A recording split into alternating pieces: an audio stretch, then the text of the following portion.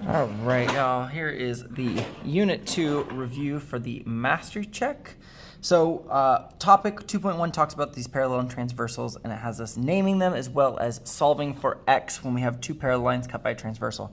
So starting this first part, it asks us to name these angle pairs. So let's look at this first set, which is angle 1 and 3. 1 and 3 are these two right here. We can see that because they're opposite of each other, we know this is going to be a vertical pair of angles, vertical angles. Remember, if they're across from each other, they're vertical angles, but if they're side by side, like 1 and 2, we'd call them a linear pair. When we look at 2 and 8, 2 and 8 come from different sides, right? 2 is all up here, and 8 is down in these four. So we know that those are going to be the ones that we're talking about: alternate interior, same side interior, alternate exterior, same side exterior, those things. 2 and 8 are both outside, right? They're outside these two lines. Remember, these top two here are exterior angles, and these bottom two are exterior. So 8 and 7 are exterior, 1 and 2 are exterior. So when we're talking about 2 and 8, we know we're talking about exterior angles. And I can see that 2 is on the right side and 8's on the left side. So this would be a situation where we have alternate exterior angles. You'll notice I'm not filling in any of these pieces over here. We'll come back to that in a sec. I'll show you. That one's easy to use if you use your ABA trick. All right, the next one we got 3 and 7. So if I take a look at 3 and 7, 3 is right here. That's in the interior part, right? 3 and 4 are interior, and 5 and 6 are interior angles. But 7 is exterior. So since one's interior and one's exterior, I know it's not those alternate or same side options. In fact, what I can see is if I were to pick up 1, 2, 4, and 3 and drop them on top of 5, 6, 8, and 7, the 3 and the 7 would be directly on top of each other, so we call those corresponding angles. That says alternate exterior. That was exterior. Put an R there.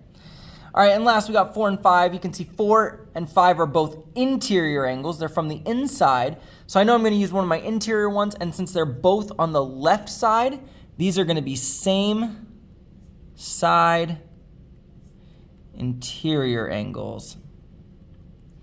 Now, this part over here with the congruent and supplementary, remember, this is really easy. Congruents are always if you have A and A or B and B, where supplementary is if you have one is an A and one is a B.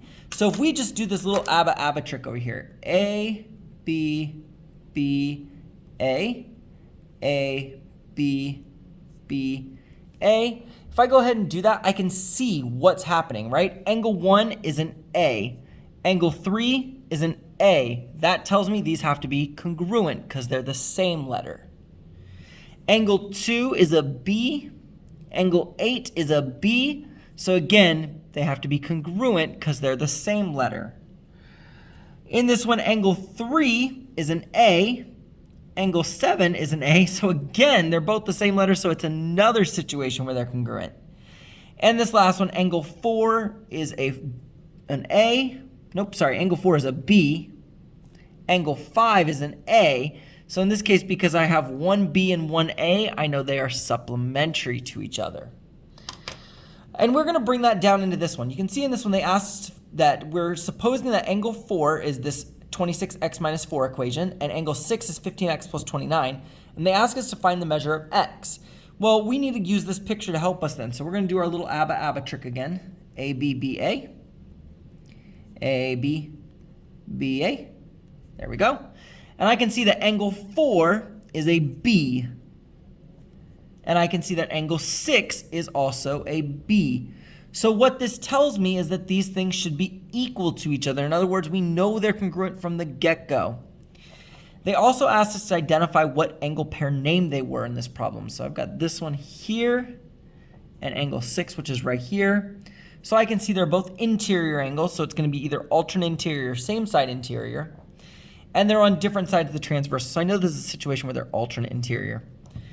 So now they're asking us to actually solve for x. Once we've identified the name and that they're congruent, remember if they're congruent in the same letter, that means I'm just going to set them equal to each other. 26x minus 4 is equal to 15x plus 29. Again, we only do this because they're both B, or if they were both A. If they were different letters, there's a different setup.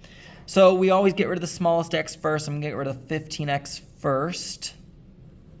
This cancels, and I have 11x minus 4 equals 29. I'm going to add this 4 to the other side. Again, my 4's cancel. Now I've got 11x equals 29 plus 4, which is 33. So my last step here is to divide everything by 11. That cancels. And now I have x equals 33 divided by 11, which is going to be a beautiful 3. All right, going on to this next question. So we're going to do the same thing over here. They gave us an equation, angle 4 and angle 5 with equations, and they asked us to find x. So let's put our ABBA in. You could use the same one from up above, but might as well add it to this picture so we can see it. And they have us focusing on angle 4 and angle 5. So what I can see is that angle 4 is a B and angle 5 is an A. Well, if you've got one of each letter, we know that this represents two supplementary angles. And again, we can see they're both interior, so it's going to be one of the interior ones, and they're on the same side of the transversal. So these are same side interior. They're both on the left because they're same side, and they're both inside the two lines, so they're interior. So the difference here is if you have an A and a B, you're not going to set them equal like we did here. This is only because they're the same letter up here. When they're different letters, we're going to add them together. So I'm going to add 8x minus 14 plus the 5x plus 16. We're going to take that and put that together. So 8x plus 5x is 13x. Negative 14 and positive 16 is positive 2. And whatever I get, because they're supplementary, they have to equal 180 degrees. So I'm going to set this equal to 180 degrees. And just solve that. So in this case, there's only one x, so I don't have to move the other x over. We can just start by getting rid of this little side piece here, this little plus 2 by canceling it by minusing 2. I get 178. And when I go ahead and divide both sides by 13, we end up with x equals, let's see, 130, 143, 156, 69. Does that divide evenly? Hold on. I don't have a calculator next to me. Way to go, Mr. Knock. 4. Nope. Yeah, 13 subtract, I get 4. Bring down the 8. 13 goes into 48. 13, 26, 39. 3 times 39. Oh, this doesn't divide evenly. That would be why. I'm sitting here trying to do it in my head. 9. Bring down this decimal. 13 goes into 90. 13. 26, 52, 78.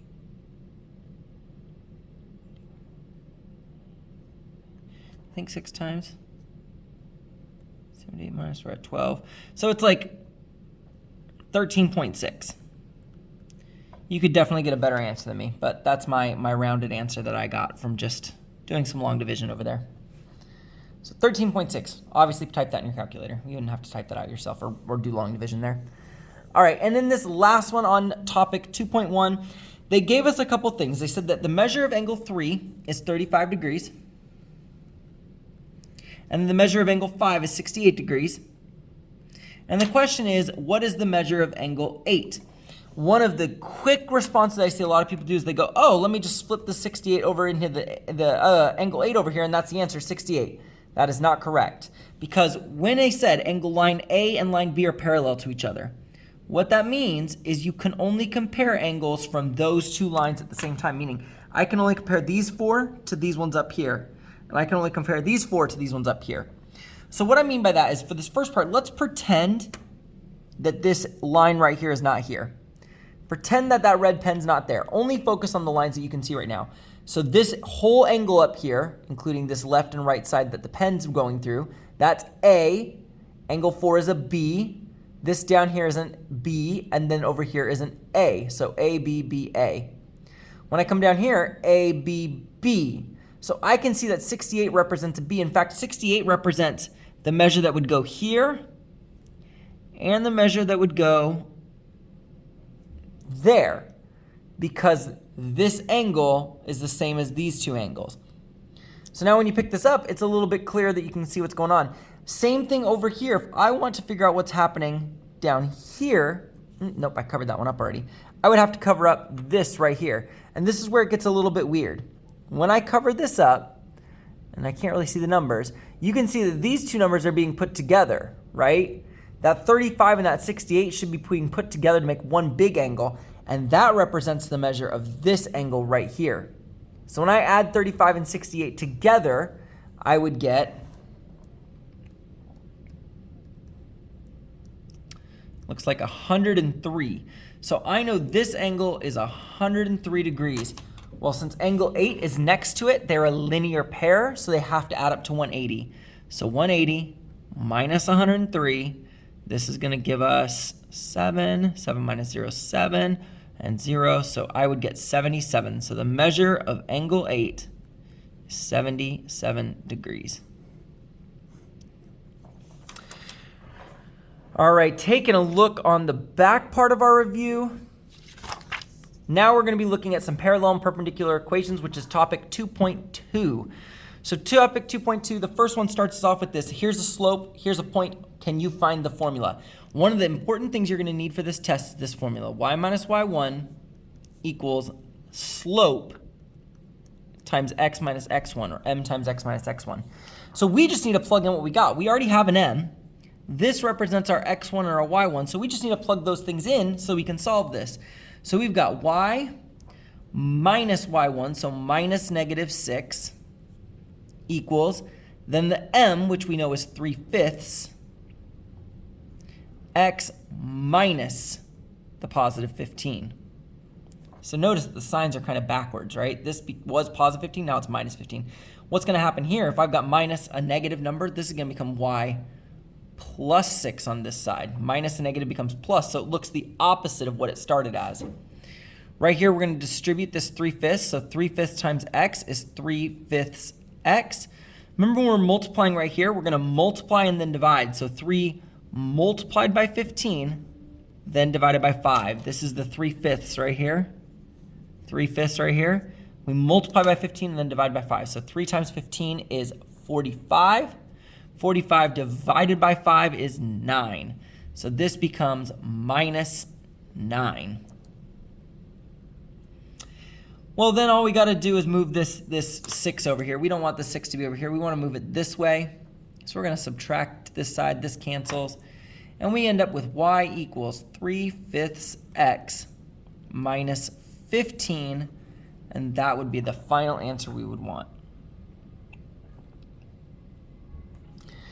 Well, in step 2, now they're asking us to think about parallel, perpendicular, and neither. Are these parallel and perpendicular or neither based off their slopes? Well, these are not written in slope-intercept form. They are written in standard form, so you need to switch them. Please don't forget that because you'll get it wrong. If you say the slope is 4 here, that's not correct. 4x minus 5y equals negative 11. To do this, we always move the x to the other side. So I'll minus 4x. When I do that, this cancels. So I have minus 5y left, but on this side, you're not allowed to put together negative 11, negative 4x. They're not the like terms. So I always put the x first. Still negative 4x. This is minus 11. And you just write it as an equation. And then we divide by whatever's in front of y to everything. So this cancels, and now I have y equals, a negative divided by a negative is positive, so positive 4x over 5. Negative divided by a negative is positive 11 over 5. Again, all we care about is these numbers in front of x. That is our slope.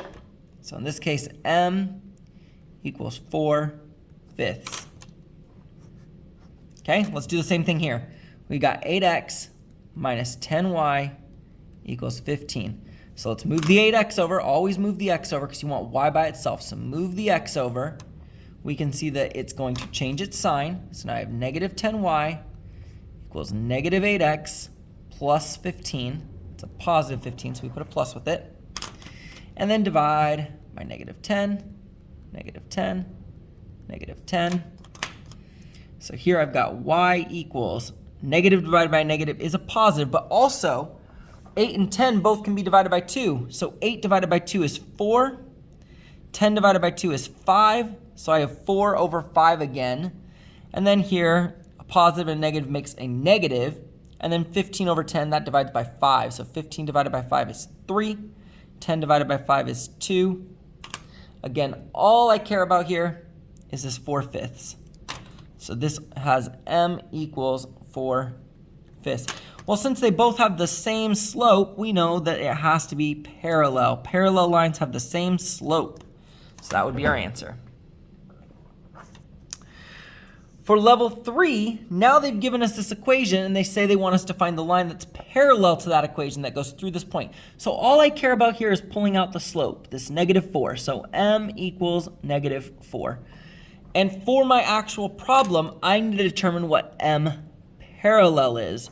Well, parallel is easy. If this is -4, then m parallel is also -4. They always have to be the same. Then we're going to take these two things and do exactly with what you did up in example level 1. The same thing you did in level 1, but use this point for x1, y1. And use this slope for your slope. So I end up with y minus -5 equals m, which is -4 from right here, times x minus x1, so x minus 3. And we'll simplify what we can here. Y minus y, -5 is y plus 5. Distribute that -4, -4x plus 12. -4 times -3 is positive 12. And then we'll subtract this 5 to move it over here. Y equals -4x plus 7. That will be our final answer for the equation. And level 4, honestly, is not that much harder. It just adds a couple things together. This time we're doing perpendicular, but they didn't give us it in slope-intercept form, right? If you jump the gun and say, oh, the slope's 6, you're not going to get the right answer. You have to put this in slope-intercept form. So we need to move the 6x to the other side. Cancel. So I've got -2y left over equals -6x, positive 5. Always put it with the x first. And divide by -2, divide by -2, divide by -2. That's going to cancel here. So y equals -6 divided by -2 is positive 3x. And minus here because it's a negative, so -5/2. And I don't care about what that decimal is. What we care about is the fact that the slope here is m equals 3. This number right here. But in this case, they wanted us to find m perpendicular to do this problem. So I need to take the opposite reciprocal of this. It's positive, so its opposite is going to be negative. And to make it a reciprocal, we can put a 1 underneath it and then flip it, so it's -1/3. So that's what number is going to go into my formula, -1/3. So y, I got x1, y1 here. Y minus y1 is y minus 5 equals the m, which is -1/3, times x minus x1 minus 12. And we're there. We can start working this out. Y minus 5 is already simplified, so we'll drop the parentheses. Distribute that -1/3, -1/3 x. Here again, we're multiplying -1 by -12 and then dividing by 3. Multiply by what's on top, divide by what's on the bottom. So -1 times -12 is positive 12. Positive 12 divided by 3 is positive 4. So we'll put plus 4. And just one more step and we're done. Add 5, add 5. This becomes y equals -1/3 x, and we'll add the 5 to this 4, plus 9. And that is the equation perpendicular through the given point. Hopefully that helps you out with tomorrow's test and getting yourself ready. You're going to do fantastic. Go over this again, watch the video again, try them yourself, and you will be there. Have a good night.